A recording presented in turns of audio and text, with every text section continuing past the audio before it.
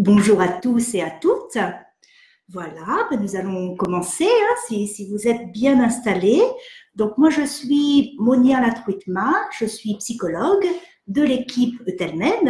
Euthelmed est un cabinet qui a une plateforme sur Internet via laquelle nous, psychologues, donc, nous faisons des consultations à distance pour les personnes qui, comme vous, vivez dans différents pays. Alors aujourd'hui, je vais vous parler des représentations de l'autorité parentale chez les enfants. Donc je vais partir du point de vue des enfants, ou dit plus simplement comment les enfants, vos enfants, ou peut-être les enfants dont vous vous occupez, vous perçoivent, voilà, avec leur filtre à eux. Je vais vous apporter quelques clés, mais bien entendu, je suis là pour échanger avec vous. Donc, à chaque fois que j'apporterai quelque chose, des pensées, des idées, si cela vous fait vous faire des liens avec des situations vécues qui vous concernent, n'hésitez pas à commenter en écrivant un petit message sur la plateforme ou si vous avez des questions pendant que je présente certaines choses, donc faites-le et puis nous échangerons. L'idée, c'est vraiment que ça vous donne des éléments en lien avec ce que vous vivez avec vos enfants ou les enfants dont vous vous occupez. Alors, je parlais d'autorité parentale, quelques mots sur l'autorité. Alors, moi, je l'entends non pas au sens d'un contrôle, ou bien forcer les choses ou imposer des choses qui seraient bien et droites aux enfants, mais l'autorité parentale au sens de ensemble de normes, que les parents ont en eux, ont grandi avec et apportent à leurs enfants en sachant ou sans savoir, puisque les enfants vous observent et prennent par eux-mêmes ce qu'ils peuvent comprendre de comment maman ou comment papa pense ou fait les choses. Donc c'est un ensemble de normes que les enfants trouvent chez les parents et qu'ils utilisent à leur façon. Donc, ce qui est très important, c'est que les petits-enfants, je dirais, quel que soit leur âge, dès leur naissance, jusqu'à 20 ans, 30 ans, et ainsi de suite, utilisent les normes parentales, c'est-à-dire qu'ils en ont une interprétation, c'est-à-dire qu'ils en font du sens. Donc, ce que nous allons faire, c'est vraiment de bien montrer que ce qui est très important pour les enfants, c'est que tout ce qui doit être échangé, transmis avec les parents, ait du sens pour eux. Voilà. Les enfants, ils sont tout le temps en train de penser et d'interpréter, d'avoir leur propre interprétation de ce qu'ils vivent. Tout cela pour construire leurs propres normes à eux. Donc, ils partent des normes des parents, ils les interprètent. Donc, ils ne vont pas forcément avoir la même signification, le même sens que ce que vous, parents, vous pouvez penser au départ. Et puis ensuite, ils vont bricoler tout ça. Et puis, faire leurs normes à eux. Voilà. Alors, nous allons avancer comme cela, selon trois moments. Le premier moment, moi, qui me vient à l'esprit en lien avec ce que je connais des enfants. Alors, je parle des enfants en général, bien sûr, c'est général. Chaque enfant, comme chaque personne humaine, a sa personnalité et sa façon de vivre les choses et de penser. Ce sont des points généraux. Autre aspect aussi, nous abordons la question culturelle. Donc, en fonction des cultures dans lesquelles les enfants et les parents vivent, il pourra y avoir des variations dans ce que je dirais, ou des choses qui seront plus ou moins accentuées. Donc, parfois, moi, j'y ferai référence. Encore une fois, si vous, en fonction de vos cultures d'origine ou vos cultures de référence, ou les cultures, peut-être étrangères pour vous d'ailleurs, dans lesquelles vous vivez actuellement, ajoutent des éléments à ce que je dis, encore une fois, nous pouvons les aborder. Donc, nos trois moments seront: les enfants voient leurs parents comme des images idéales. Voilà, il n'y a pas mieux. Deuxième moment, les enfants voient les parents comme ce que j'appelle les garants de la loi, des éducateurs. C'est eux qui savent quelles sont les règles à suivre, quelles sont les règles à respecter, la loi. Et puis je réserverai un troisième moment pour apporter quelques premières recommandations à vous, parents ou personnes qui vous occupez d'enfants ou qui accompagnez les enfants. Et puis nous aurons encore un petit temps en fin de discussion pour d'éventuelles dernières questions que nous n'aurons pas abordées pendant notre parcours. Alors, en ce qui concerne les images idéales, donc, en voici. Alors là, vous voyez, ce qui vient à l'esprit des enfants, c'est que papa et maman, ce sont les plus beaux de la Terre. Alors là, vous allez me dire, bon, ça n'a pas l'air d'être vraiment le cas. Là, je vous montre un petit peu ce qu'il pourrait y avoir derrière les images idéales. Hein. Donc déjà, s'en méfier. Mais c'est vrai qu'en général, pour les enfants, les premiers adultes qu'ils connaissent, c'est leur maman et leur papa. La maman en premier, hein, même sans la voir, puisque c'est maman qui porte le petit pendant 9 mois déjà. Et donc, pour eux, il n'y a pas plus beau. Et peut-être que pour ceux qui ont déjà eu des enfants, ça peut vous rappeler des choses. Lorsque ça se passe bien, dès les tout premiers temps, hein, dans le regard d'un tout petit bébé qui se trouve dans les bras de maman dans les premiers jours, les premiers mois, nous pouvons bien voir dans ses yeux que la maman, c'est la reine, hein, c'est la plus belle de la terre. Voilà, le regard est illuminé, le regard est tout émerveillé, et ça, c'est très précieux. Et donc ça permet effectivement au petit bébé de prendre des choses, une norme très précieuse avec laquelle il va se développer. C'est beau, c'est bon, c'est du bonheur. Hein. Bon, je ne vais pas aller trop dans le détail, mais c'est un élément clé où là, il y a une image idéale qui est très précieuse et qui est bonne pour le développement du petit humain. Voilà. Et d'ailleurs, lorsque ça ne se passe pas très bien, hein, les petits s'adaptent très facilement. Hein, et s'ils ne trouvent pas cette image idéale dès le début, alors ça me fait penser, vous voyez, lorsque nous parlons de regard et de bébé et de maman, eh bien, ça va dans les deux sens. Hein. Le bébé dont je vous parlais tout à l'heure, qui voit la reine la plus belle de la terre, c'est en lien avec le fait que la reine qui est en face de lui, le voit comme le plus beau bébé de la Terre, bien évidemment. Et là, il y a échange, et là, la relation émotionnelle, psychique se développe, et le petit va pouvoir s'en nourrir. Hein. Et lorsque, du côté de la reine, c'est plutôt peut-être cette reine-là que vous voyez, voire Cruella, hein, pour ceux qui connaissent des dessins animés par exemple, le petit ne va pas y trouver quelque chose de beau, une image idéale. Et le manque de cette image idéale, va lui apporter des difficultés dans son développement. Hein. Moi, dans mes interventions, hein, j'ai pu effectivement intervenir auprès de petits bébés où là, il n'y avait pas d'image idéale avec laquelle se nourrir. Le bébé, il s'adapte et c'est ce qui se passe lorsqu'un bébé, on dit, part au plafond, commence à partir un petit peu dans un espace intersidéral où là, il ne trouve pas de présence. Hein. Donc, tout ça pour dire que l'image idéale est précieuse. Maintenant, ça dépend comment le petit ou comment l'enfant va l'utiliser.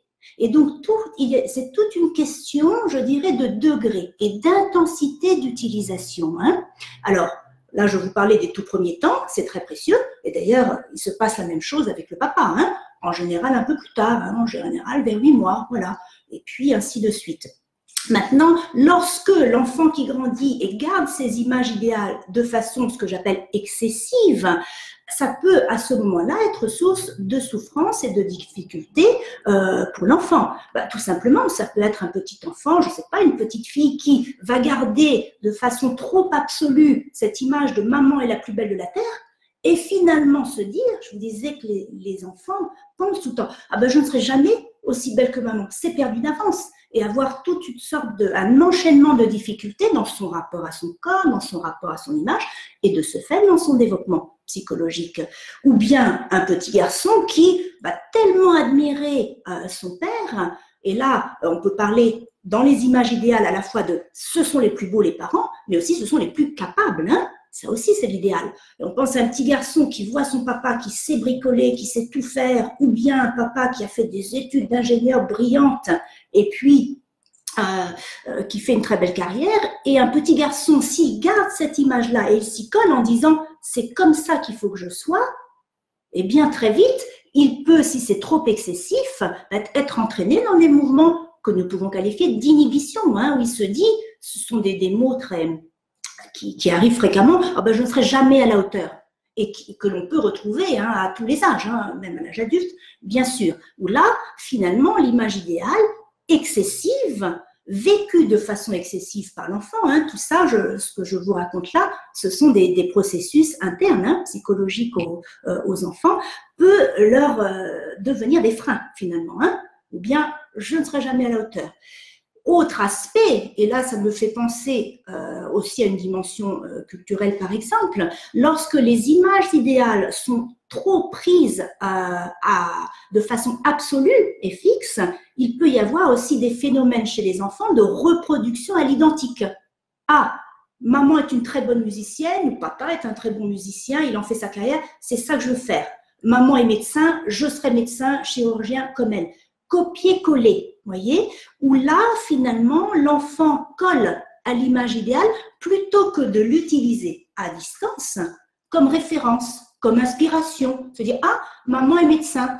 Moi, j'aime bien ce que maman fait. Maman, elle s'occupe des enfants ou elle s'occupe des personnes âgées. Ah, moi, ça me plaît. Et moi, en tant qu'enfant, moi, j'aime bien m'occuper aussi des enfants. Oh, bah tiens, et plus tard, finalement, l'enfant interprète à sa façon, en fonction de ce qui lui plaît, lui. Et à partir de cette inspiration-là, je ne sais pas, pourra devenir peut-être instituteur, peut-être formateur en sport, en s'occupant des enfants. Vous voyez, où là, finalement, il y aura une utilisation de la norme parentale, mais personnelle, par l'enfant, qui en fera une composition bien plus complexe que du copier-coller. Donc, je vous donne ces exemples pour vous montrer cette question de degré dans l'intensité, on pourrait dire, d'utilisation des normes parentales qui constituent l'autorité parentale du point de vue de l'enfant. Donc, comment l'enfant les utilise. Et ce que nous voyons apparaître pour qu'il y ait, je dirais, une utilisation équilibrée de ces normes, il s'agit que l'enfant s'en serve comme référence, ces normes parentales, comme inspiration, mais pas comme modèle à reproduire. Et je vous parlais de dimension culturelle à l'instant. Si je prends l'exemple de façon très générale, encore une fois, de la culture asiatique, en particulier chinoise, où une des normes familiales, parentales fortes, c'est justement que les aînés savent tout faire, sont les meilleurs, et que l'on doit reproduire ce que les aînés ont fait. Et je dirais de façon générale, la culture chinoise s'est construite sur ces fondements. Vous voyez que un petit qui viendrait de parents de culture chinoise serait pris dans ces normes-là, où il y aurait la norme de il faut reproduire ce que les aînés, ce que les parents font. Alors, si nous avons affaire à un couple métis, par exemple, la maman chinoise et le papa français, ou le papa chinois, la maman française, vous voyez que ça peut devenir problématique, ou, encore une fois, de façon à gros traits, je vous donne ces exemples-là, mais pour vous faire voir les choses, nous pouvons avoir du côté du parent chinois une norme parentale qui serait transmise à l'enfant, et l'enfant recevrait, il faut absolument que je fasse comme maman dit, si c'est sa mère qui est chinoise, et du côté du père français, un père français avec, par exemple, une norme générale culturelle française qui est « il faut surtout que tu fasses ce que tu veux et surtout critiquer, remettre en question ce que les aînés te proposent », vous voyez que là, il y a conflit, pour ne pas dire paradoxe pour l'enfant. Donc, ça devient compliqué. Et voir comment l'enfant, lui, peut s'en débrouiller. Donc les parents, voilà, image idéale, les plus beaux, les plus capables. Ce qui pourrait être résumé aussi dans ces images idéales, c'est ce que j'appelle les meilleurs compagnons de vie. Où finalement, les enfants voient les parents comme, oui, moi je suis bien de vivre avec papa et maman. Alors, pareil, ces normes-là, ça peut être bien sûr très précieux pour des enfants qui se sentent bien auprès de leurs parents. C'est quand même la base et la moindre des choses. Et de partager la vie, partager le quotidien, toutes sortes d'activités qui leur plaisent, qui les font grandir. Maintenant, s'il y a excès et s'ils restent dans ces normes-là, pareil, ça peut devenir des barrières à leur développement. Je pense à un petit garçon qui, plus expatrié, de 9 ans, que j'ai suivi un temps, qui vivait en Afrique. Donc, lui était de culture française, de parents français. Alors, je parle de l'expatriation, puisque c'est votre situation aussi, qui aussi peut accentuer certains phénomènes. Et donc, en Afrique, dans une ville d'Afrique, déjà, on se sent un petit peu comme dans un îlot. Il y a bien moins de vie sociale, il y a bien moins la possibilité de sortir à l'extérieur. Donc, c'est déjà une vie qui est plus simple, nous allons dire. Et ce petit garçon, eh bien, il gardait, lui, comme norme à lui, le fait que ce qui était bon pour lui, c'était de vivre avec sa maman. Et puis, nous faisons l'articulation avec les images idéales dont je vous parlais tout à l'heure. Sa maman, c'était la plus belle du monde, c'était la meilleure copine du monde, et en plus, elle était enseignante dans la même école que lui. Et donc, même le fait de ne pas être avec sa maman pendant les cours, eh bien, du coup, il n'arrivait pas à créer un lien avec sa maîtresse. Puisque finalement, il me le disait tel quel, hein, ben, c'était pas maman, et que la meilleure enseignante, ça ne pouvait être que maman. Bon, je ne vais pas vous raconter toute son histoire, mais juste pour vous montrer que de ce fait, de cette utilisation psychique par ce petit garçon, de cette norme idéale, donc une utilisation trop excessive, ben, finalement, d'abord, il était en souffrance, puisque ben, dès qu'il n'était pas avec sa maman, il ne se sentait pas bien, ça veut dire pas en sécurité non plus, hein, donc il a développé une grande forme d'anxiété, et puis ça lui a mis des barrières, bon, dans le lien à sa maîtresse, mais encore plus grave, je dirais, dans le lien aux autres, ce qui fait qu'il n'avait pas d'amis, puisque bah, finalement, toutes les autres personnes qu'il pouvait rencontrer, bah, pour lui, les petites filles, c'était des pestes, et de toute façon, c'était pas maman, et les garçons, c'était des brutes, voilà. Donc, voilà, un exemple pour vous montrer encore une fois, comment les enfants peuvent, quand j'appelle utiliser, hein, c'est utiliser psychiquement, hein, comment ils s'en débrouillent. Ce qui doit retenir notre attention, c'est lorsque l'utilisation des normes parentales par les enfants sont excessives, c'est-à-dire source de souffrance pour eux.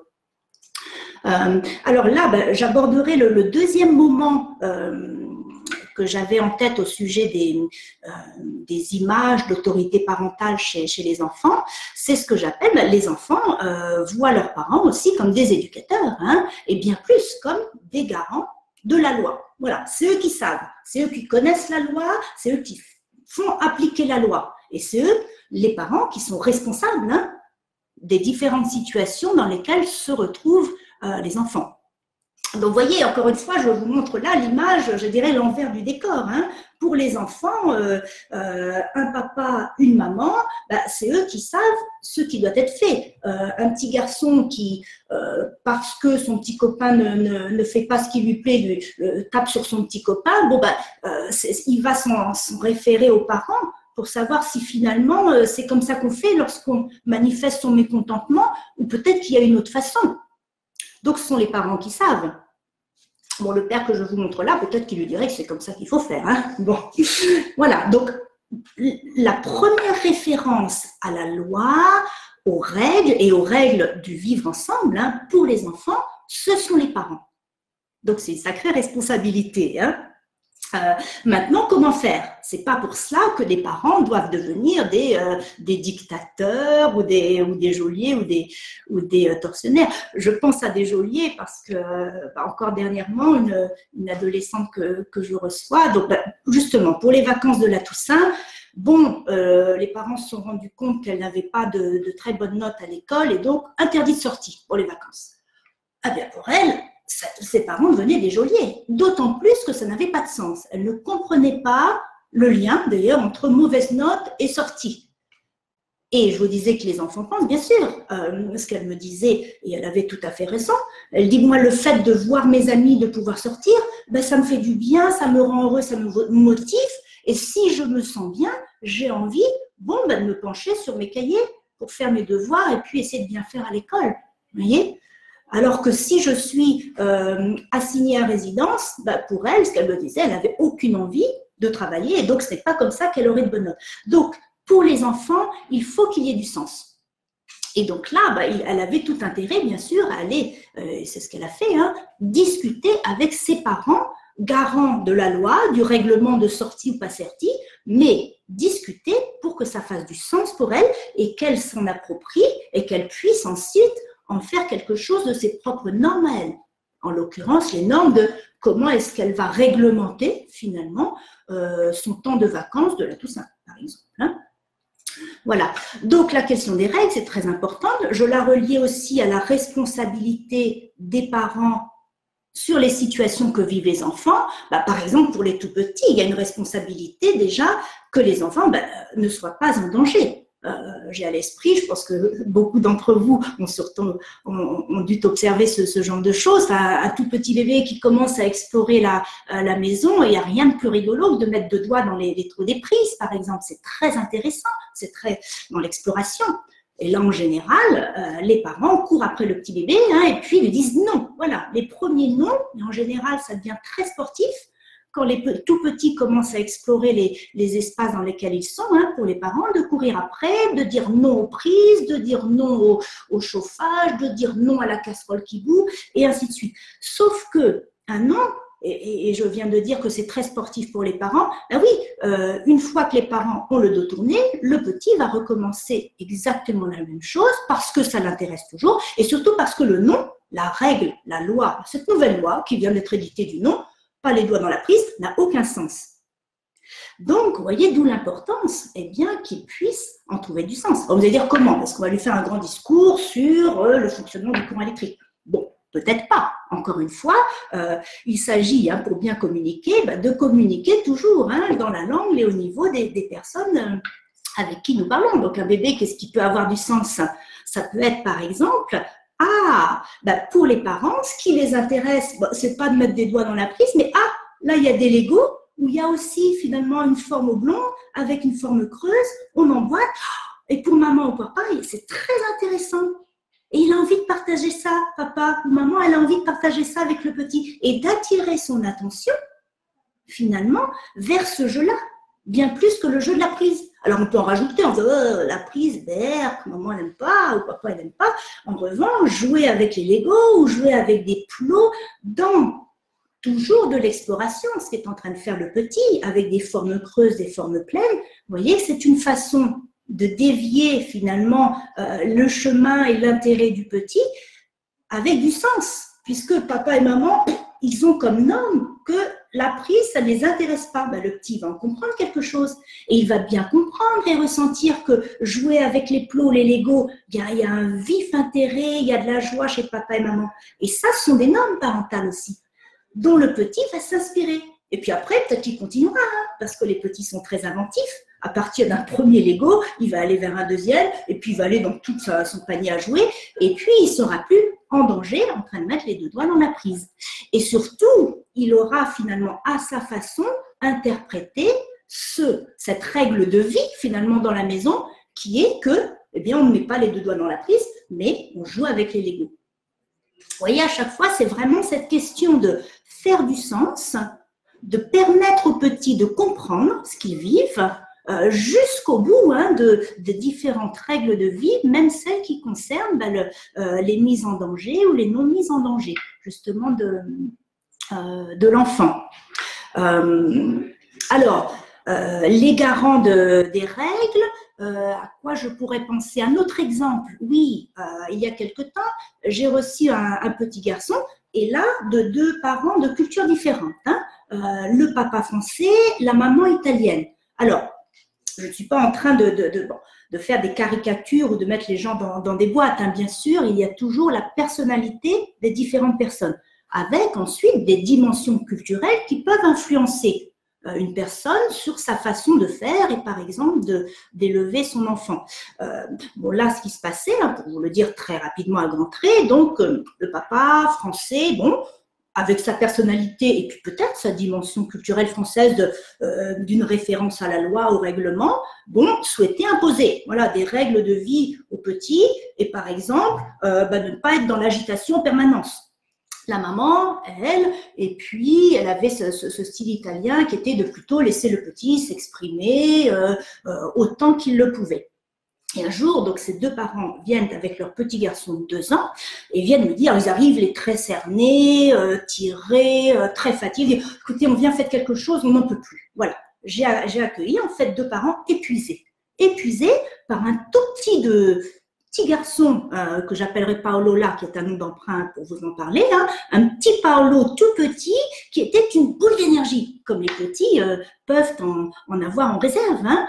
Et donc, je vois arriver ces 2 parents épuisés, ce petit garçon franco-italien, et en plus, ils sortaient de l'école où ils avaient fait des peintures sur le visage. Donc, c'était effectivement le petit monstre dont me parlaient les parents, que les parents avaient en représentation finalement, un espèce de tigre. Il avait le visage tout tigré, il était tout féroce, il arrive dans le cabinet et commence à me déménager tout le cabinet. Il prend les tapis, il prend les jouets, il prend le livre.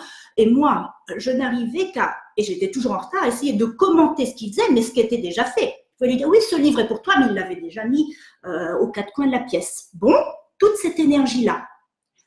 Et alors, moi, ma première intervention, et vous voyez, avec un petit comme ça, c'était d'essayer d'apporter un peu de normes parentales.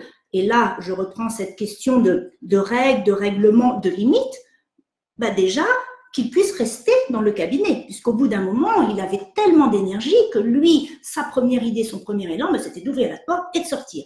Et donc, je me retrouvais devant la porte pour ne pas qu'il sorte, mais devant la porte, est-ce qu'il s'agit d'être geôlier comme un parent dirait à un enfant, ah ben non, tu ne sors pas, comme mon adolescente de tout à l'heure, où il n'y a pas de sens. Ben non, il faut déjà que ça puisse avoir du sens pour le petit. Et toujours pareil, bon, déjà tenir bon, ça c'est une norme parentale, je restais bien devant la porte, bon, il me fonçait un peu dedans, il essayait de me pousser, bon, la Monia, gardienne de porte, elle restait quand même là, et puis petit à petit, je me suis intéressée aux petites voitures qu'il avait apportées, par exemple. Il s'agit toujours, vous voyez, de pouvoir dévier toute cette attention, toute cette énergie psychique et physique, en l'occurrence, qu'un petit est en train d'exprimer. Et puis sa voiture, finalement, en l'explorant, je me suis aperçue que les portières, on pouvait les ouvrir, donc on pouvait s'imaginer en train de conduire cette voiture. Et de ce fait, le petit, il la connaissait bien, sa voiture, et il savait qu'elle allait vite. Et, bon, je vais aller rapidement, mais vous voyez que de fil en aiguille, comme vous l'avez peut-être déjà vécu, il a commencé à me raconter ce qui pouvait se passer lorsqu'on conduisait cette petite voiture rouge de sport. Et très vite, tous les deux, nous sommes partis dans une histoire. Et donc là, il était en train d'utiliser son énergie interne d'une façon bien plus riche pour lui et bien plus canalisée et en train de se développer que de l'explosion où il s'agissait de sortir du cabinet et de tout casser. Voilà. Et tout ça pour vous montrer que là encore, le petit, bien sûr, et les enfants à tous âges sont tout à fait en mesure de se servir des normes que nous leur apportons et qu'encore une fois, ce qui est très important, c'est qu'il y ait du sens. Un dernier exemple que je vous montrerai, et encore de façon interculturelle, dans ces questions de normes et de règles et de règlements, la règle, par exemple, de la langue que l'on parle. La situation très culturelle, et vous qui vivez dans différents pays ou qui peut-être sont dans des situations de couple de cultures différentes,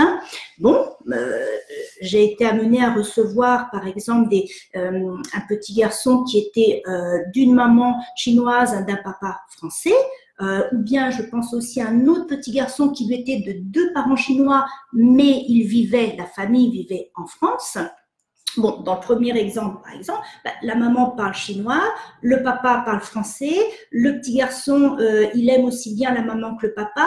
Bon, comment est-ce qu'il va faire pour ne pas se sentir en train de trahir l'un ou l'autre? Ça sera ni l'un ni l'autre. Et les parents me l'ont apporté parce que ils ne parlaient pas. Et l'autre petit garçon auquel je pense, dont les parents étaient chinois et qui vivait en France, pareil, ce qu'on appelle conflit de loyauté pour le petit garçon. À la maman, vous voyez, lapsus révélateur, là, je me mets du point de vue de l'enfant, à la maison où il y a maman et papa qui parlent chinois, lorsqu'il allait à l'école en France, la maîtresse lui demandait de parler français. Eh bien, pour lui, très vite, la maîtresse apparaissait comme ce que j'appelais tout à l'heure un dictateur. D'ailleurs, il me l'a dit en chinois. Quand il venait en consultation, il m'a dit « mais elle est sauvage » parce qu'elle voulait lui imposer, et pour lui, ça n'avait pas de sens qu'il parle français, sans qu'il y ait du sens. Je ne dis pas qu'il ne fallait pas qu'il parle français à l'école, mais il fallait que cette norme-là, il puisse se l'approprier et qu'il puisse le faire dans un échange où il y a du sens pour lui. Tant qu'il n'y avait pas de sens, il ne parlait pas. Et puis en développant en plus ce qu'on peut appeler des tics ou des tocs, parce qu'il était très très angoissé de se sentir coincé et toujours un petit peu sur le qui-vive dans une situation de faire un mauvais pas. Est-ce que je vais trahir maman? Est-ce que je vais me recevoir un coup? Peut-être pas un coup à l'école française, mais en tout cas une réprimande de la part de la maîtresse parce que je ne parle pas français. Vous voyez, situation impossible et terrible. et qui fait très souffrir un petit enfant. Donc voilà des exemples vraiment de règles qui viennent des parents, et encore une fois, que les enfants puissent avoir la possibilité d'observer, d'utiliser, et puis de comprendre finalement, et d'en faire quelque chose à leur source, hein. Moi, je pense, quand je dis à leur source, je pense à un petit garçon que j'avais reçu de couple métis. La maman était d'un pays africain, le papa était français. Lui, il avait trouvé sa façon, finalement, de conserver, de se sentir bien en lien avec la culture de maman et la culture de papa. Il avait développé une passion pour le baseball américain. Et là où il voulait vivre, vous voyez, c'était ni la France, ni le pays d'origine de sa maman en Afrique, mais c'était aux États-Unis. La troisième voie, voilà. Et comme ça, finalement, il en a fait quelque chose. Il avait pris des éléments de la culture française, des éléments de la culture africaine, et en même temps, il avait développé quelque chose de personnel, hein, qui était son intérêt pour ce sport-là, avec toute la culture américaine qu'il y avait autour. Ce que je peux faire là, maintenant, nous arrivons au troisième temps de ma présentation. Je regarde s'il y a des questions. Je n'en vois pas pour le moment. Bon, nous verrons ça tout à l'heure. Alors, quelques recommandations aux parents. Voilà. Alors, voilà, vous allez dire, oui, il s'agirait de faire de la musique avec ses enfants.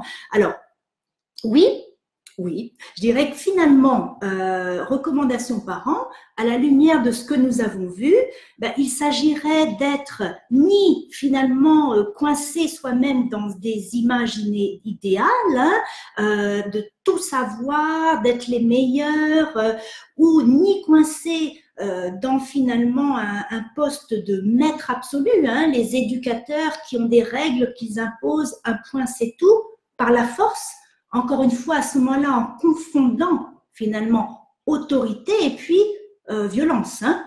Encore une fois, l'autorité, ce n'est pas de la violence, c'est pas forcer les choses, c'est pas imposer, mais c'est un ensemble de normes que des adultes ont en eux et qu'ils suivent d'ailleurs de façon plus ou moins consciente. Parfois, on en a conscience, parfois, on n'a plus conscience parce qu'on a tellement vécu autant de nos 20 ans, nos 30 ans, nos 40 ans, nos 50 ans de vie d'adulte que c'est ce qui nous anime, ce qui fait que ces normes-là qui constituent l'autorité, finalement, elles émanent. Vous voyez, je m'attendais dire, elles se diffusent, mais c'est pas quelque chose que l'on va présenter comme ça de façon scolaire, voire forcée aux enfants.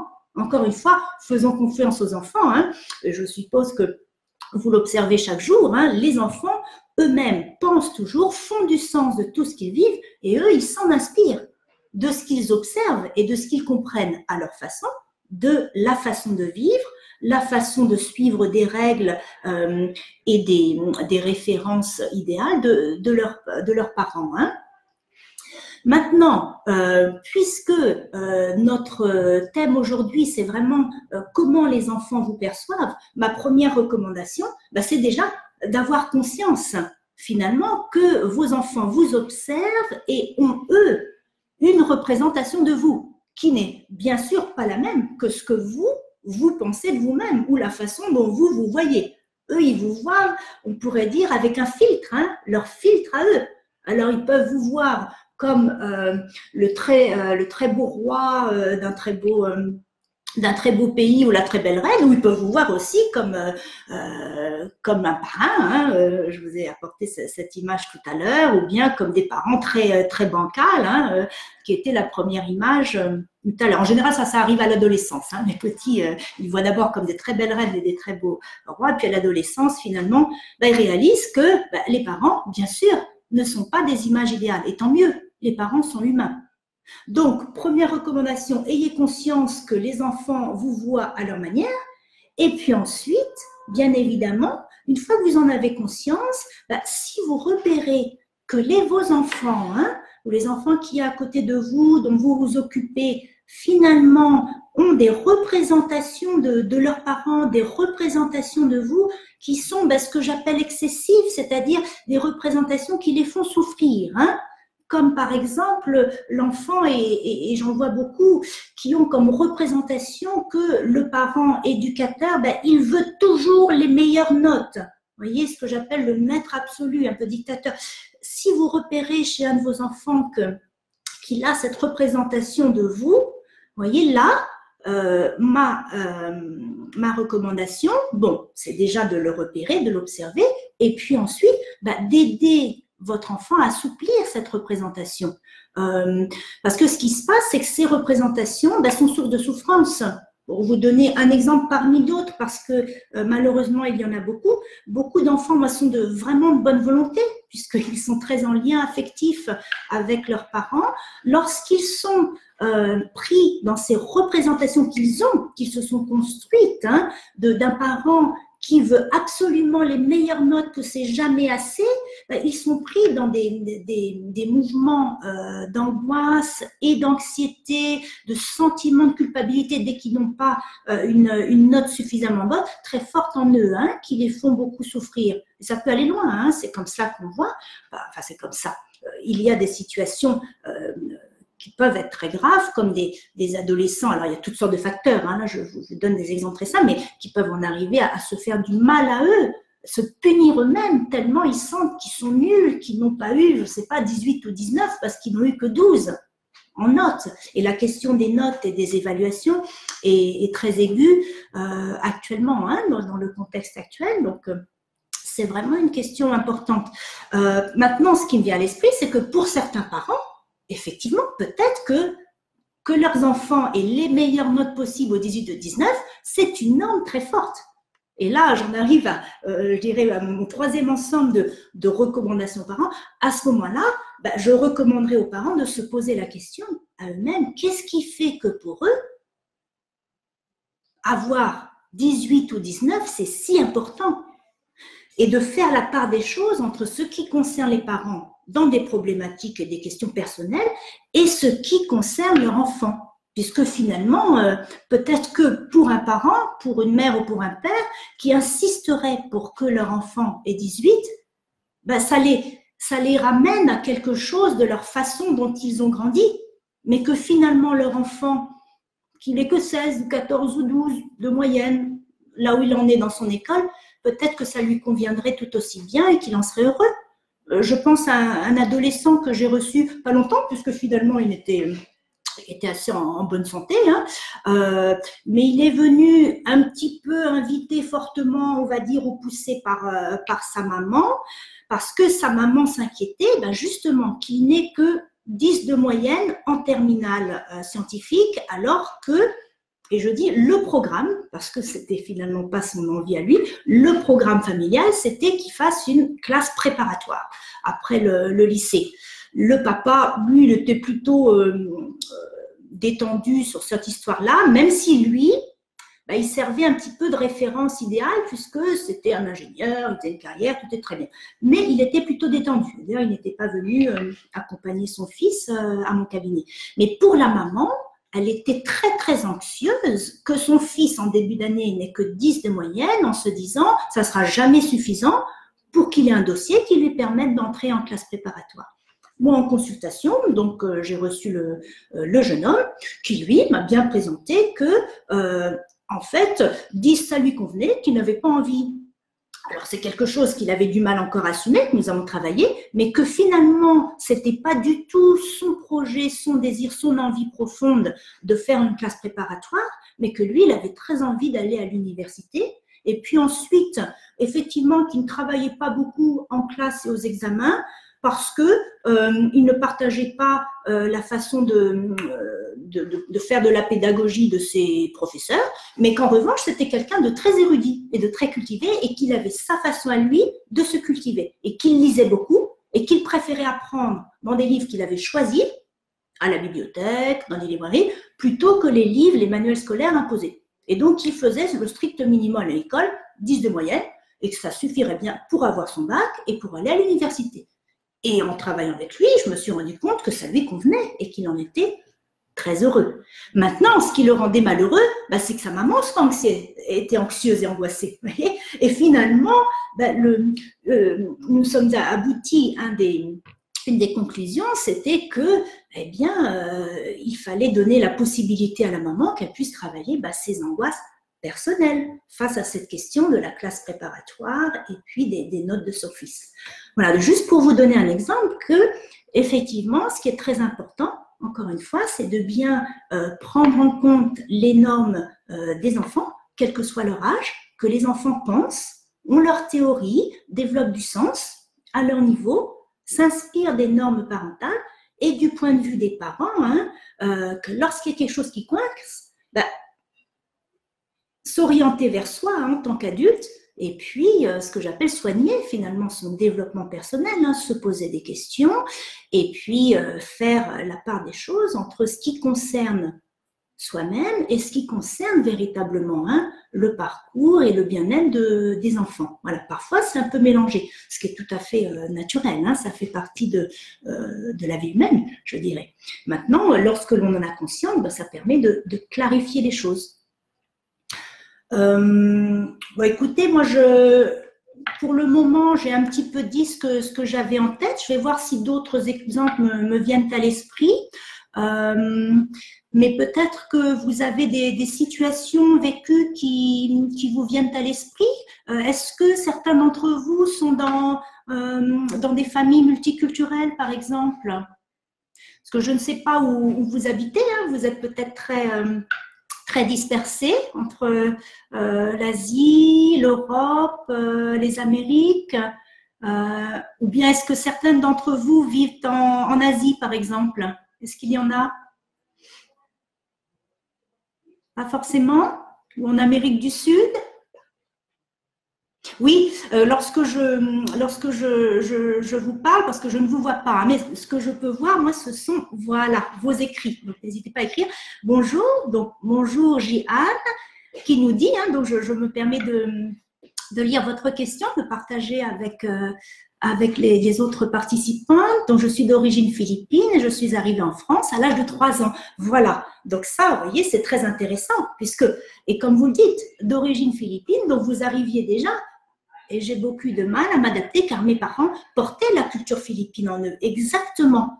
Ils portaient la culture, et là vous le dites très bien, ils portaient la culture philippine en eux. Voilà. Donc ils étaient constitués, on pourrait dire, de toutes sortes de normes de la culture philippine. Certaines, ils l'avaient à l'esprit en disant, oui, aux Philippines, alors je ne connais pas la culture philippine, mais on ne fait pas comme ça lorsqu'on est à table, on ne s'adresse pas comme ça aux gens, toutes sortes de choses. Et puis il y avait des choses bien plus inconscientes, bien sûr, du fait du vécu, et que vous ressentiez depuis votre naissance jusqu'à l'âge de 3 ans.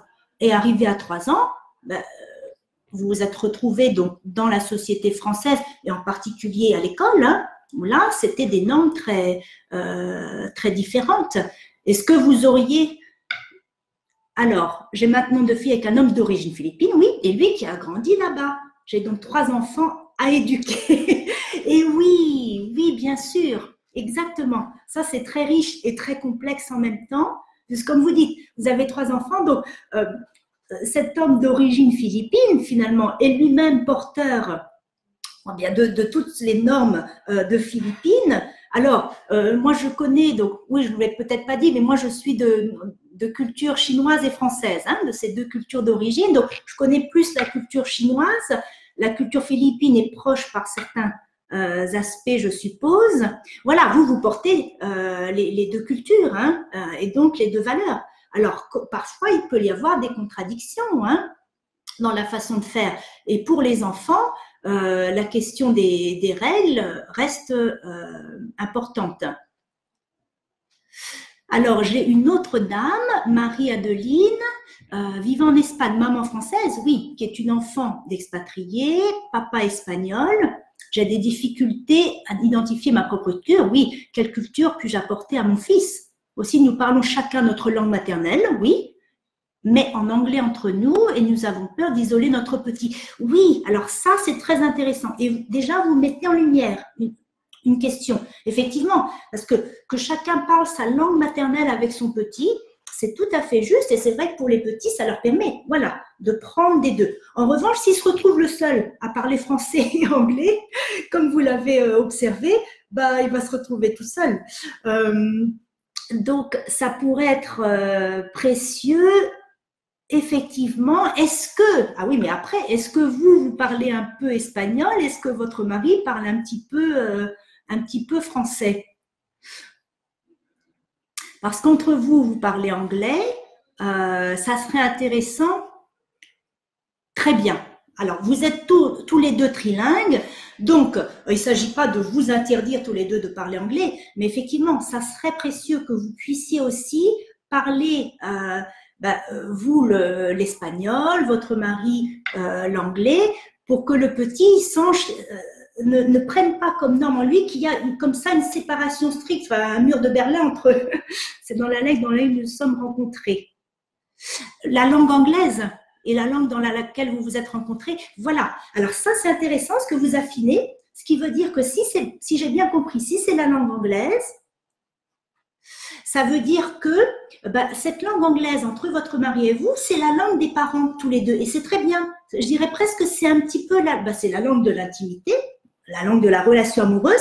C'est la langue un peu privée, cachée de papa et maman. Et c'est très bien, puisque pour les enfants, une des premières règles et limites, c'est que papa et maman font des choses qui ne les regardent pas. Ça, c'est une des grandes règles de la vie, qui sont très difficiles pour les enfants, surtout les petits. Ils appellent le soir et tout ça, parce que, ou bien papa et maman vont leur faire un petit frère ou une petite sœur dans le dos, et ça, ils n'aiment pas du tout. Donc, ça, c'est très bien. Vous voyez, à travers la langue, on dit, l'anglais, c'est papa et maman amoureux, et en même temps, le français et l'espagnol, c'est la langue de la famille. Et donc, le petit continue à bien développer son espagnol auprès de papa, parce qu'il a très bien compris que c'est la langue d'origine de papa et que papa la maîtrise.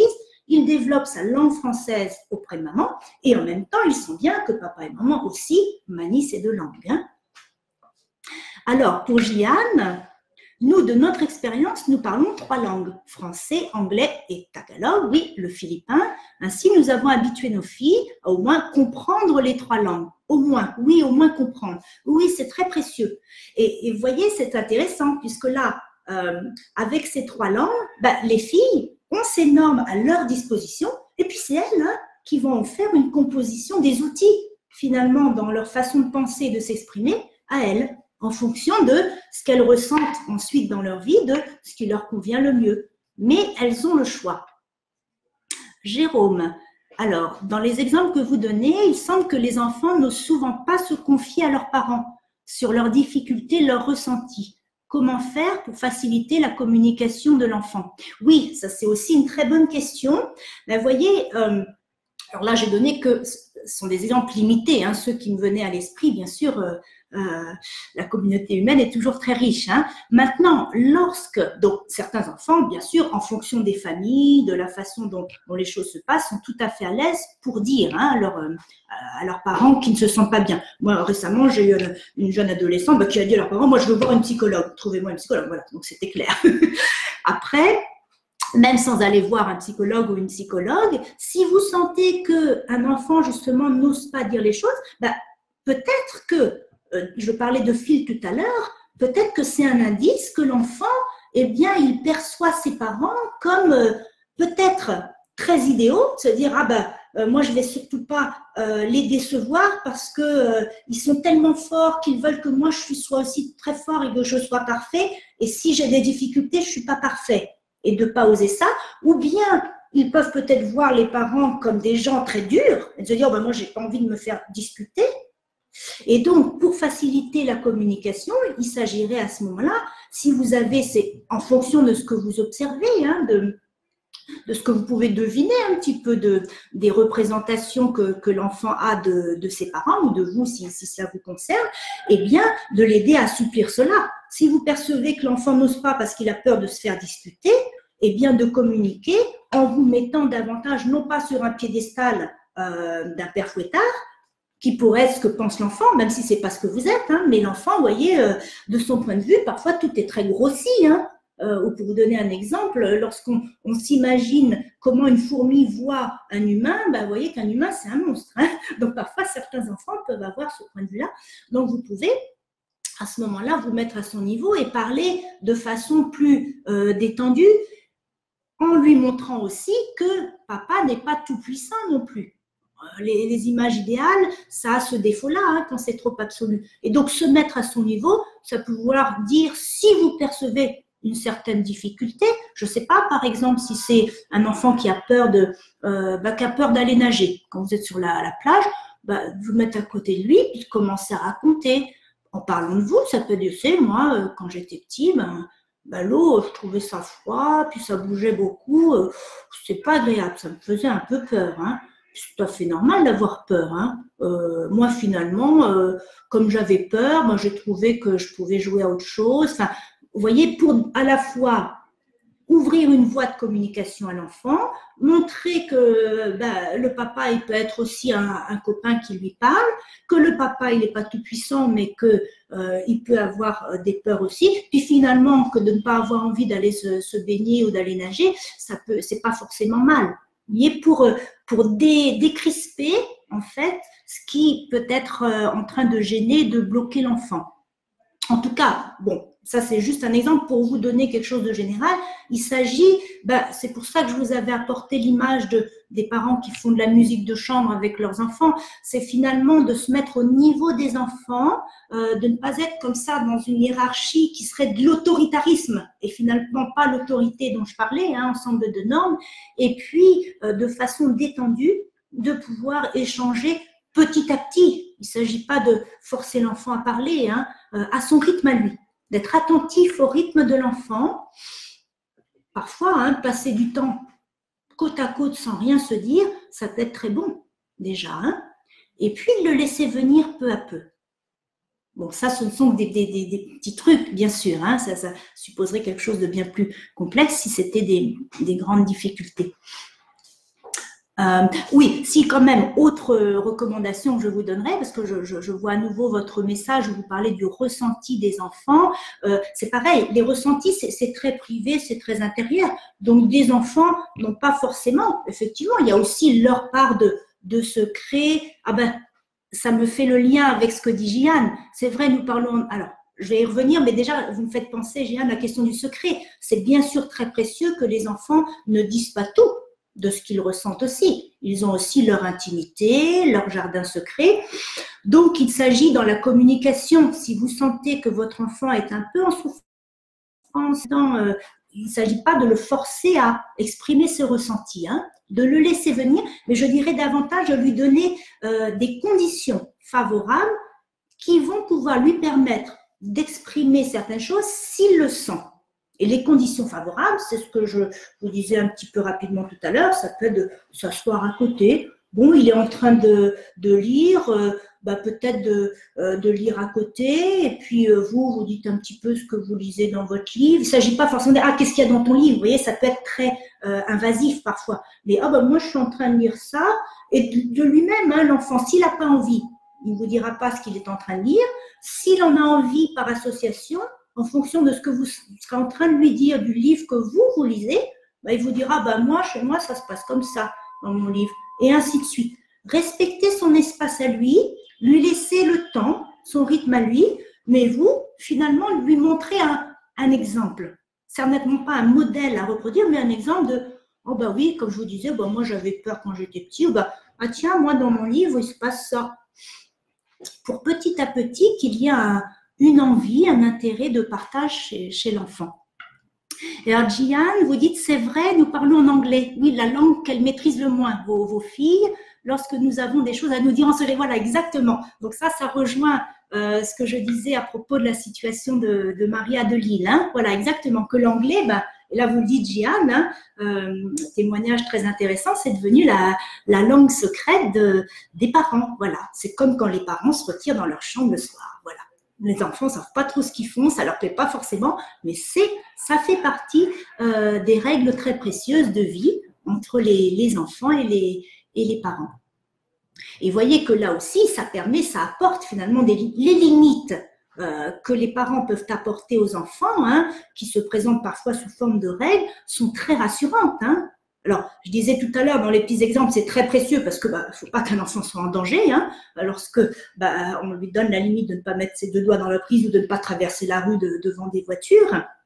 il y a cette question-là, mais c'est aussi du point de vue psychologique extrêmement rassurant. Mon petit garçon de tout à l'heure, le petit Paolo qui arrivait comme une boule d'énergie, c'est extrêmement angoissant. Il était très angoissé aussi, hein, de justement ne pas trouver de limite, de contenant à toute cette énergie qui le débordait. Cette énergie, ça épuisait ses parents, ça faisait peur à ses parents, mais le premier à en avoir peur, c'était bien lui. Parce que qu'est-ce qu'il allait devenir s'il se dispersait, s'il s'exposait comme ça en énergie? Donc, c'est bien sûr important de pouvoir apporter des limites, de contenir, de rester dans le cabinet, de rester dans la maison, de rester dans sa chambre, à réaliser des activités pour utiliser cette énergie. Bon, est-ce qu'il y a d'autres témoignages ou d'autres questions? Que ce soit en lien avec voilà, des dimensions multiculturelle, ou bien la question des règles également, hein, bien sûr, ou des limites. Bon, nous avons encore, nous allons bientôt nous arrêter, donc si jamais vous avez encore des choses à échanger, nous pouvons le faire. Oui, Marie-Adeline, ayant vécu toute mon enfance en Afrique, j'ai beaucoup de référentiels de ce continent. Non, française, car mes parents sont français, puis-je être la culture africaine ou seulement me cantonner à la culture française que je connais mal? Alors ça, c'est très, oui, bien sûr, c'est très particulier et très riche. À mon fils, oui. Ben, vous voyez, comme vous le dites, vous sentez, c'est intéressant, vous dites que la culture française, finalement, vous la connaissez mal.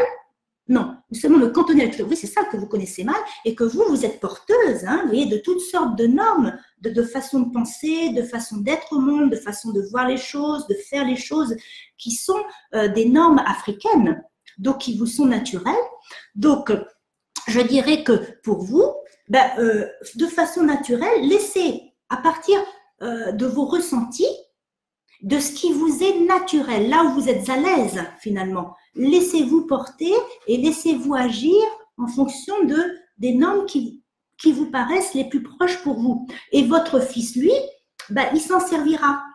Puisque vous avez des normes africaines, vous avez des normes françaises, alors vous connaissez mal la culture française et en même temps, peut-être que si vous faites attention, comme vous avez grandi avec des parents de culture française, vous avez certaines normes à la française, on pourrait dire, peut-être dont vous n'avez pas conscience, moins conscience que d'autres, et qui finalement animent aussi votre façon de penser. Alors, je ne sais pas, mais pour vous donner un exemple qui n'est peut-être pas le vôtre, hein, peut-être que vous avez une façon de raisonner qui peut être très rigoureuse et très précise, et qui pourrait peut-être être une référence davantage d'une norme française plutôt qu'une cohérence à l'africaine où il y a un mode de logique qui est davantage de mise en cohérence, d'association et qui n'est pas la rigueur mathématique du raisonnement à la française. Bon, c'est juste un exemple pour vous montrer que peut-être que ça ne vous est pas venu à l'esprit comme ça, mais que c'est votre façon de penser naturellement.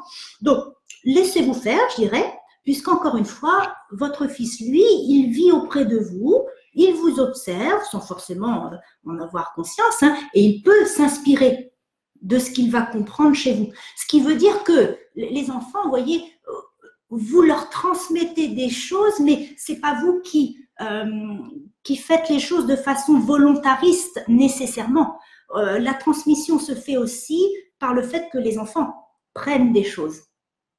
Donc, pour résumer, moi, mon conseil général à votre égard, ça serait de vous, d'être attentive à vos ressentis vis-à-vis de ce que vous pensez et vous comprenez des normes, soit de la culture africaine, soit de la culture française, et de vous laisser vivre en fonction de ce qui vous semble le plus naturel. Là, vous êtes à l'aise. Ça, ce sont vraiment les références. Et dernière question, c'est Estelle. Bonjour, merci pour cette webconférence. Avez-vous des références, ouvrages, articles à me conseiller pour enrichir d'une part mes connaissances sur les relations parents-enfants et d'autre part ces relations dans une dimension multiculturelle? Alors là, je n'en ai pas qui me viennent à l'esprit, mais nous allons pouvoir effectivement par la suite vous en présenter sur la plateforme, hein. Parce que ce que dit ma collègue, hein, Émilie, après la conférence, bien évidemment, vous allez pouvoir vous poser des questions, c'est ça, et puis nous allons pouvoir répondre et en particulier vous mettre des références telles que celle-ci. Oui, donc nous le ferons après cette présentation, par écrit. Oui, Jeanne, bon, bah, écoutez, bon, merci pour votre message, bon après-midi et bon travail. Voilà, il est… alors, à Paris, il est 14 heures. Je ne sais pas quelle heure il est dans vos différents pays, mais en tout cas, nous allons nous dire au revoir. Je vous remercie beaucoup de votre participation, hein, à toutes. Hein. Et puis, je vous souhaite de continuer à mener une bonne vie auprès des enfants que vous avez auprès de vous. Voilà. Au revoir.